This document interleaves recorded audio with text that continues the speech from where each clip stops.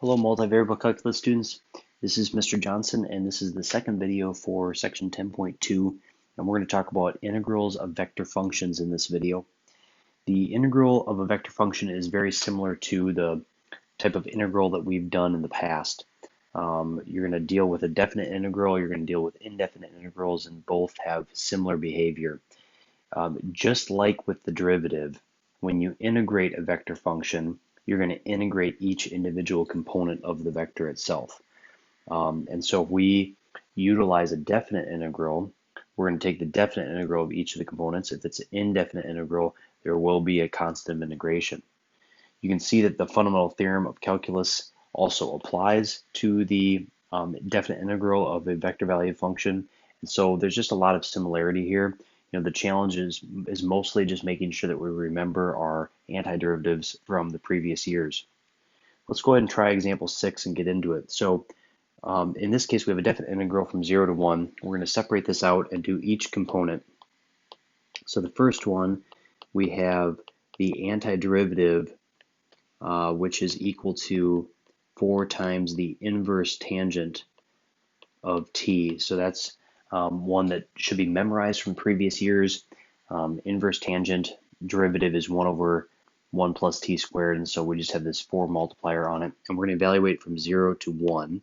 So we have 4 times the inverse tangent of 1 minus 4 times the inverse tangent of 0. I'm doing the fundamental theorem of calculus here. And so the inverse tangent of 1 is pi over 4. So we get 4 multiplied by pi over 4, and inverse tangent of 0 is 0. And so for this part, we get pi. That will represent one of our components for this vector answer. All right, for the second one, we're probably going to need to do a u substitution. Some of you, I suppose, are able to get there without a u sub, but I think that for the most part, we're going to need a u substitution. And we'll let u equal 1 plus t squared. And then we'll let du equal 2t dt. And if you look at the problem, 2 dt is all in the problem. And so there really isn't any manipulation that we need to do for this problem. We just need to take the original. I'm going to forget the limits for a minute here. And we're going to convert this into the integral of 1 over u du. And that antiderivative is the natural log of the absolute value of u. And then we're going to convert that back to the natural log of the absolute value of 1 plus t squared, because that was my u substitution. And we're going to evaluate that from 0 to 1, or 0 to 1. So we get the natural log of 2 minus the natural log of 1. The natural log of 1 is just 0, and so we get the natural log of 2. So when we're looking at this definite integral of a vector valued function, the result of it is going to be a vector.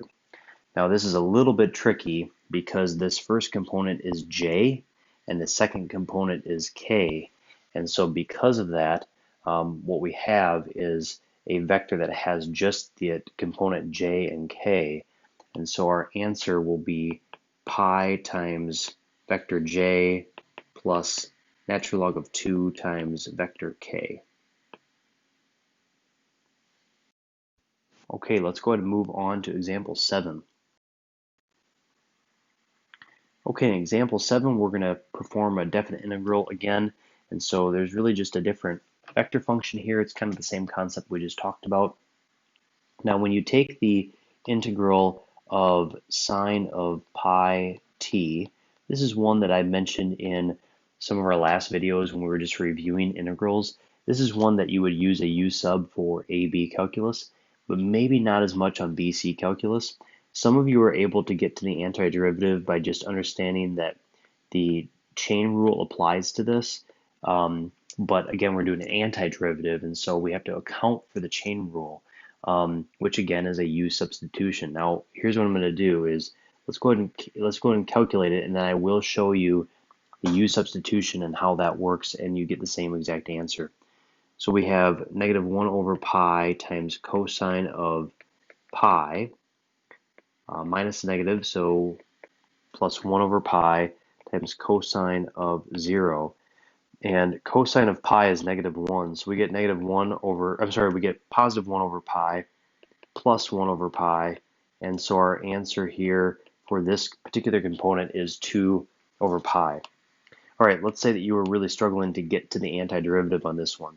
So what I would say is let u equal pi t and du equals pi dt. Now in the original, we don't have any pi other than the one that was already assigned to u. So we need to move this pi algebraically. We get 1 over pi du equal to dt. And now we can do our substitution. So the integral of sine of pi t dt becomes 1 over pi of the integral of sine of u du. And the antiderivative here is negative 1 over pi cosine of u, and then we would convert that back and get negative 1 over pi cosine of pi t. And again, if you notice, this antiderivative is the same one that I utilized here, and so I think you can get to the antiderivative without doing a u sub on some problems. Again, if you feel more comfortable doing a u sub for problems like this, go for it. I'm just trying to give you an alternative when maybe the problem becomes a little lengthy.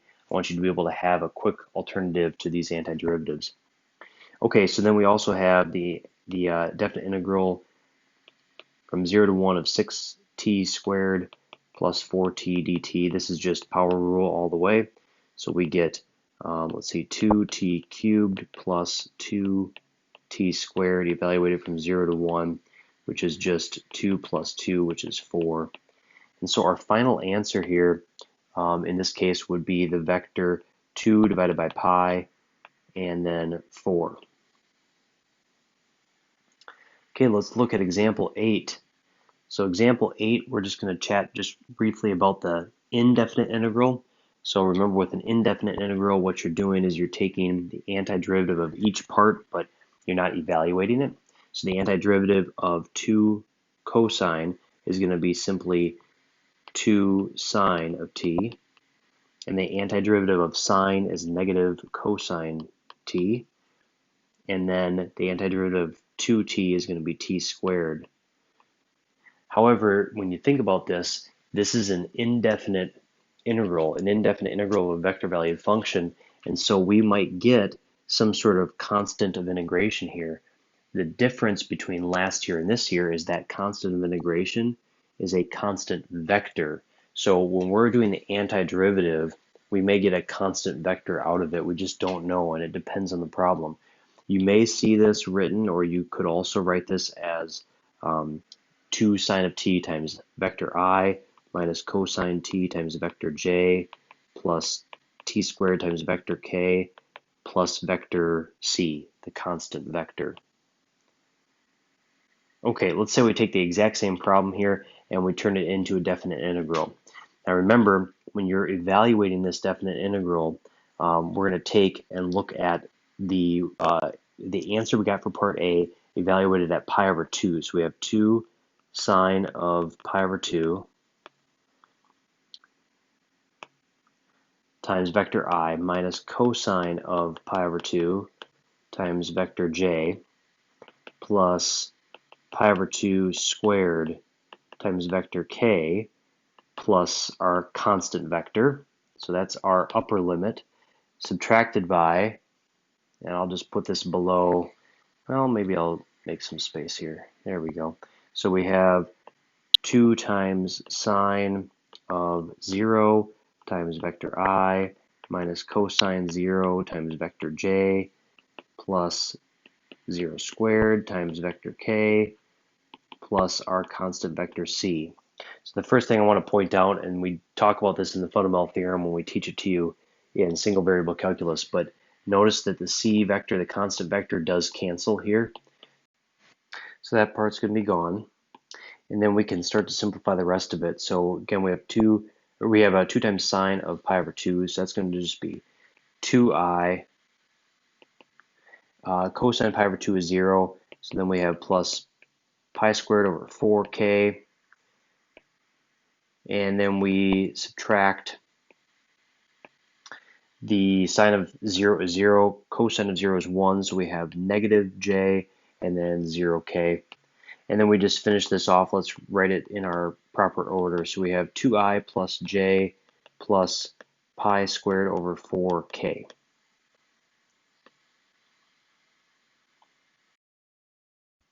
All right, let's move on to example 9. So in example 9, we're just going to calculate the indefinite integral, and the first couple are pretty straightforward. We have the integral of t squared plus 2 dt. That gives us 1/3 t cubed plus 2t. Yes, we have a plus c. We'll deal with that in a minute. The next one, we have the integral of sine of 2t dt, and maybe I've convinced you to try this without a u sub. You're going to get negative 1/2 cosine of 2t. If you struggle with that, go ahead and try it with a u sub, see if you can do it then. And then the final one, I'd say this one we probably need a u sub. I think some of us could get there without it, but let's go ahead and do a u sub for this one. So we have u equal to t squared, du equal to 2t dt. Notice that we don't have a 2t dt, we have a 4t dt. So I'm just going to move this by algebra, and then when we end up rewriting our integral here in terms of u, we have the 4 that was original and 1/2, so we end up getting 2 times the integral of e to the u du. That's much easier. The antiderivative is 2e to the u, but then we have to convert it back. We get 2e to the t squared there. Okay, so let's go ahead and put it all together. So we have 1/3 t cubed plus 2t times vector I. Our next one would be minus 1/2 cosine of 2t times vector j plus 2e to the t squared times vector k, and then we might have a constant vector at the end.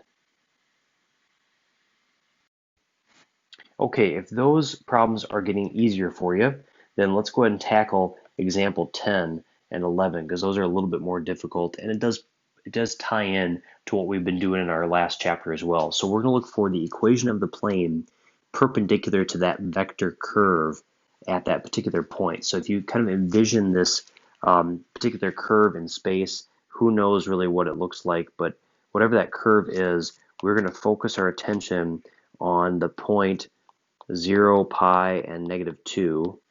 And we're looking for a plane. I'm not going to draw this because it's going to look awful, but there's a, if you can try to envision a plane that is perpendicular to that particular curve at that point. Now keep in mind that, I will draw this at least. This is the tangent line to that curve. And if you think about it, that tangent has to be perpendicular to the plane. So, the plane will be sitting in such a way that that green line is perpendicular to the plane itself. So what we're gonna use is a tangent vector r prime of t as the normal vector to the plane. So that's how we're going to come up with this equation for a plane, is that we're going to use the tangent vector r prime as the normal vector to the plane. That would guarantee then that the plane is perpendicular to the surface itself. So the first step we're going to take, and I'll write this all out. So we have r of t is what's given in the problem, 2 sine of 3t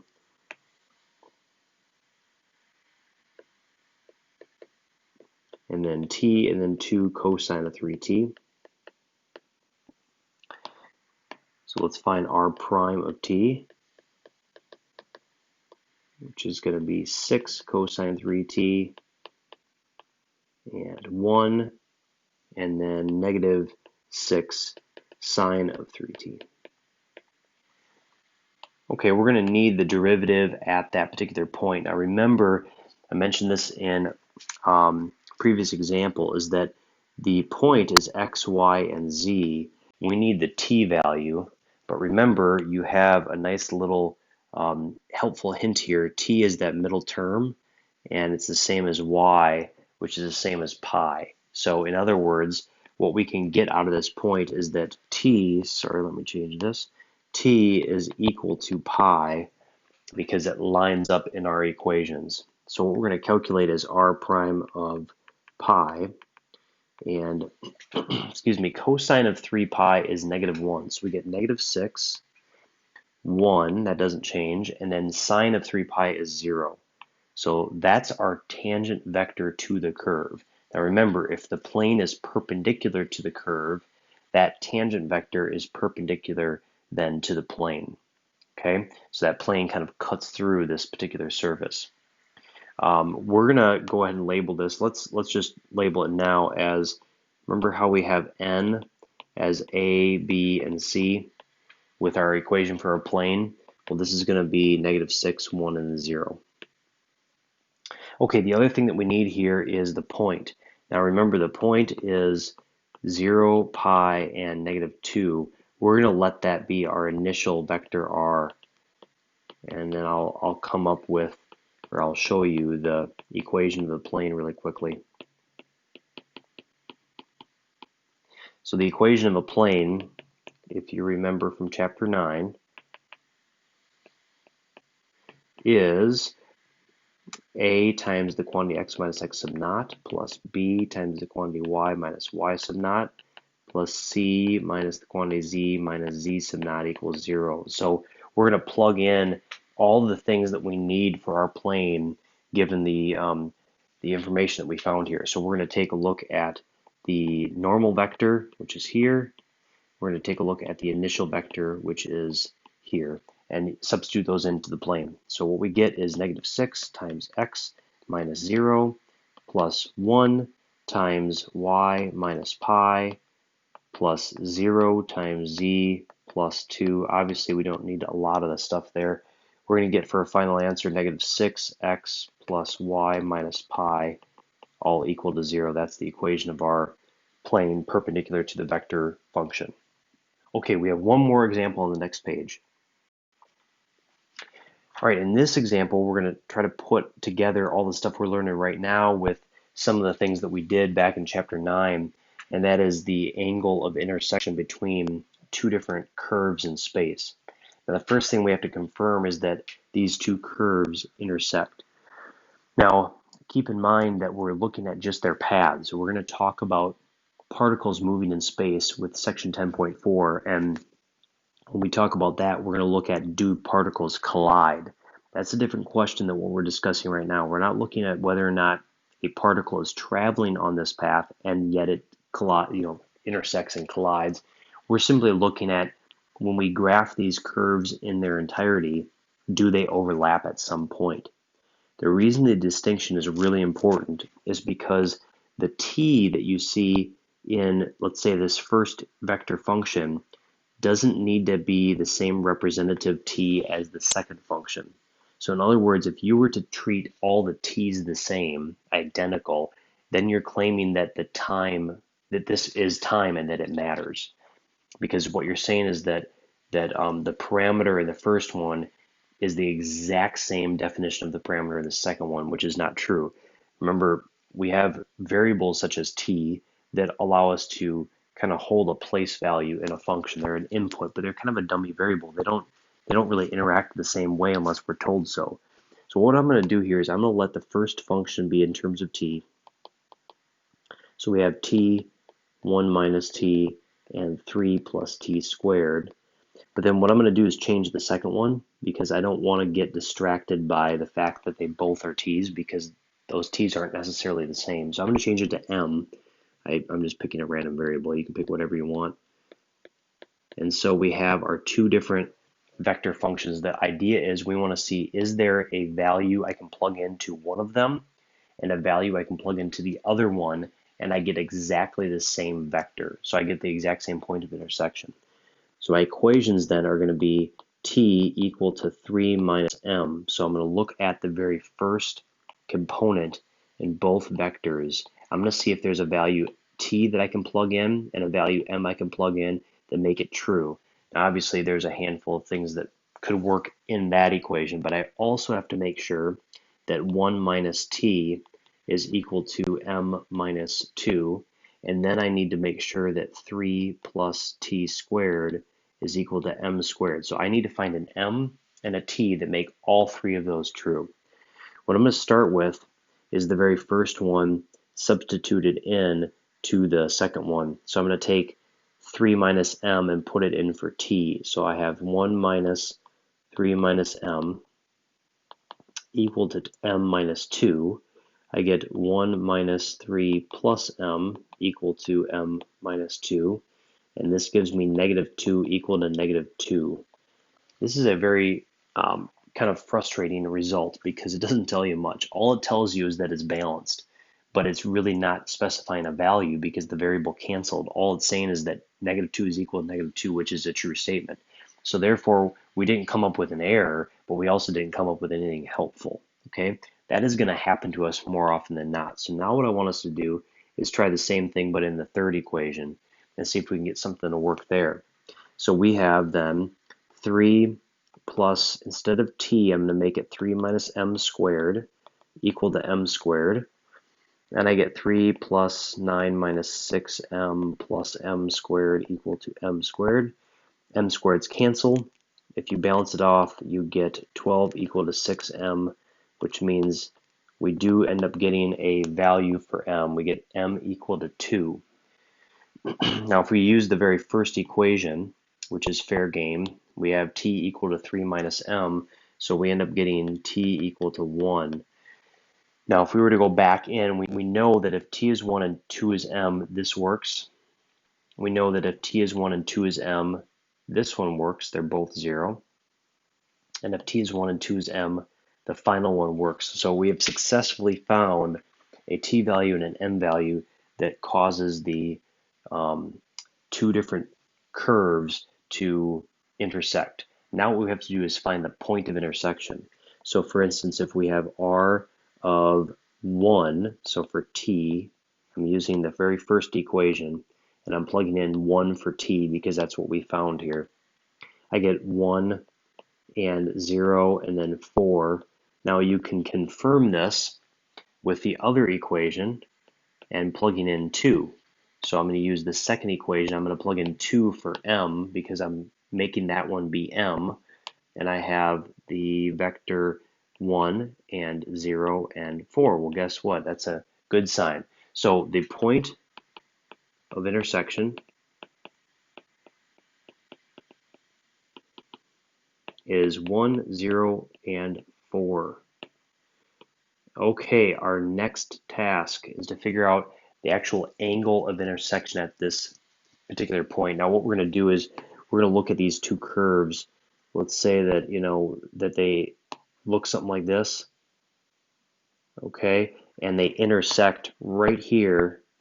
We're going to look at the vector, the tangent vector for the one curve and the tangent vector for the second curve, and we're going to look at the angle of the intersection of those right here. That's what we're going to look at. So we're going to take a look at the derivative of r of t, which is 1, negative 1, and 2t. And then we're going to take a look at the derivative of r of m, which is negative 1 and 1 and 2m. Now we're going to look for the particular spot where they intersect, but we have to be really careful here because remember with the equation of t, we're looking at t is equal to 1, and for m, we're looking at m equal to 2. So for the first one, we end up getting 1, negative 1, and 2, and then for the second one, we end up getting negative 1, 1, and 4. Okay, so we have our two tangent vectors. Our task now is to find the angle between those two tangent vectors. Now remember, the dot product formula says that if we take and dot these two vectors, actually we'll do this at 1 and at 2, we get the magnitude of each vector being multiplied together, multiplied by the cosine of the angle between them. So if we were to perform the dot product, we have negative 1, and 8. and the magnitude of the first one is 1, 1, and 4, so we have square root of 6, and the second one would be 1, 1, and 4, so that's going to be 16, 17, and 18, and we have cosine of theta. So we have 6 over on the left. We have, let's see, that's the square root of 6 times the square root of 6 times the square root of 3, so that's 6 root 3 cosine theta. That's going to give us 1 divided by root 3 equal to cosine theta. And that cannot be done without a calculator. So I just paused for a minute and typed that in. I have 54.736 degrees, and you can certainly do radians as well. That's the angle between these two different curves at the point of their intersection. Okay, that is section 10.2. Thank you.